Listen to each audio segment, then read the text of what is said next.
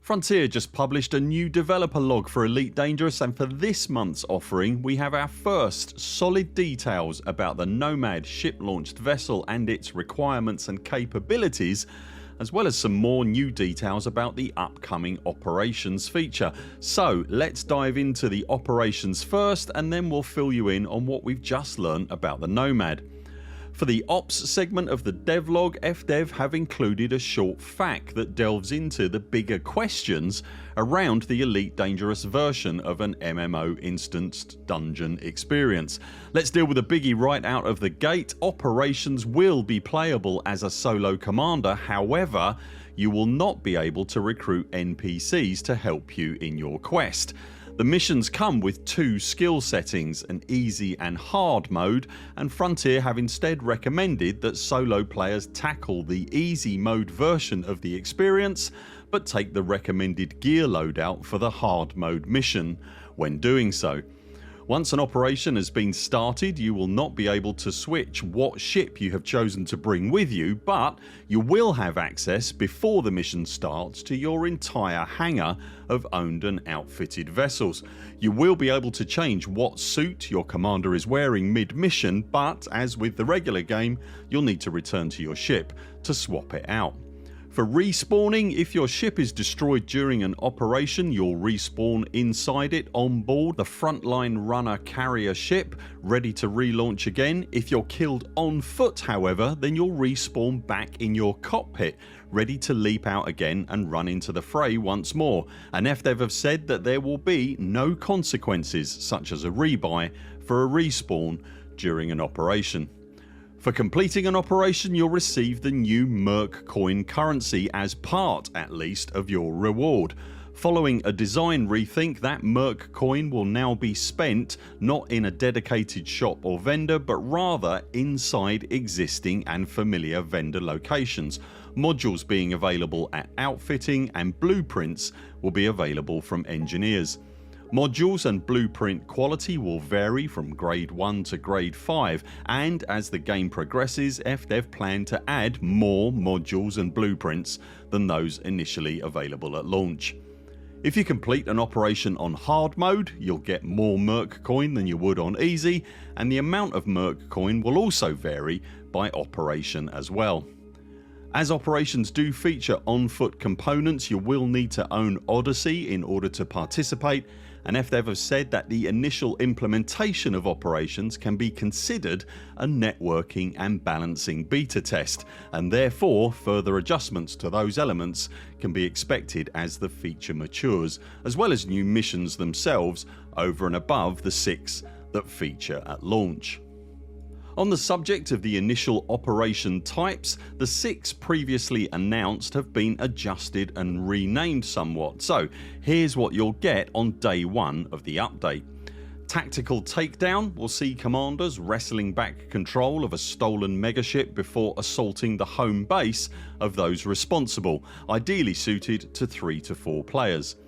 Firestorm Rescue is the burning station rescue scenario that Frontier detailed in their last devlog, which we've linked to below, again ideally suited to 3 to 4 players. Reclamation Point tasks you with eliminating all the hostiles aboard a hijacked megaship, suited to 2 to 4 players. Then there's Biohazard Takedown, assault a megaship involved in the creation of a bioweapon, identify those responsible, find out where they are, and eliminate them, 2 to 4 players. Rapid Response is evacuation of a surface port before a large enemy fleet arrives, 3 to 4 players. And finally, Terminal Prosecution, 2 to 4 players are tasked with eliminating pirates ravaging a star system. On to the Nomad then. Elite's brand new and very first ship launched vessel is a dedicated surface shuttle designed specifically to bridge the gap between deep space exploration and on foot gameplay. Unlike the ship launched fighters we're used to, the Nomad is built to touch down on a planet's surface, meaning that hard to reach terrain or tight mountain crevice shouldn't be a problem anymore. In the devlog, art director Chris Gregory notes that designing the Nomad required a completely different, more human scale approach compared to giants like the Panther Clipper, and to give it the absolute smallest landing footprint possible, the team have done two things. First, they equipped it with rotating pivoting engines to maximise its manoeuvrability, and second, instead of traditional unfolding landing gear, it features fixed helicopter style skids mounted directly to the underside. This utilitarian design means you can perch this shuttle practically anywhere, but landing on a planet is only part of the equation. If you can't find the often elusive biosignal you're searching for, then it's a chocolate axe in a forest fire. The Nomad then comes with an exclusive brand new module, the Mark II Discovery Scanner. According to designer Curtis Griffiths, the team wanted to solve the headache of hunting down those stubborn, hard to spot biological signals tucked away in rough terrain. This new module is essentially an on-foot scanner built directly into your cockpit flight controls. You can hunt for organic signals while flying low over the surface. Given the Nomad's diminutive footprint, this should make it a far superior and more efficient biohunter than something like an SRV and a set of Mark I eyeballs. One of the questions we postulated in our midweek video this week was how the Nomad might be installed to ships that are in the deep black. I'm pleased to say, ahead of its arrival, we have that answer. To bring the Nomad along on your expedition, you're going to need to visit outfitting and purchase the brand new Mark II vessel bay. But, and this is important, this module can only be installed on selected vessels.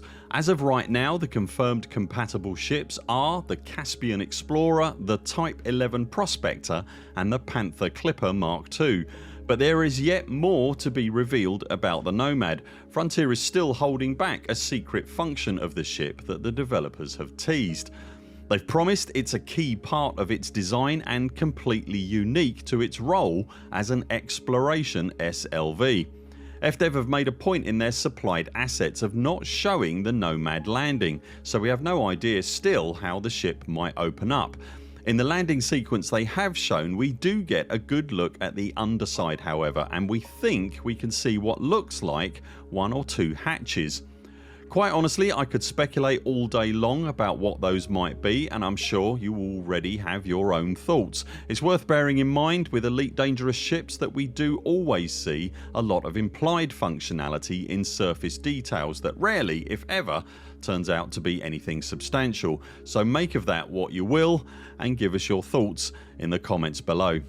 We won't have to wait long to find out for sure what it is though. Next week, as an Elite Dangerous partnered program content creator, we'll be able to bring you a full hands-on look at the Nomad in action, as well as a look at the new operations feature before their launch on the 30th of June. What do you think the Nomad's secret feature might be? Will you be heading back from deep space to outfit your ship for a Nomad? And as a solo player, do you think you'll be participating in operations? Let us know in the comments below. If you've enjoyed this video, remember to subscribe to the channel so that you see all our videos and community posts, and if you'd like to support our work here at the Buur Pit, you can also join us on Patreon. Links to that and everything else we've talked about in this video you'll find linked below. That's it for now. Thanks very much for watching. We very much look forward to seeing you next time.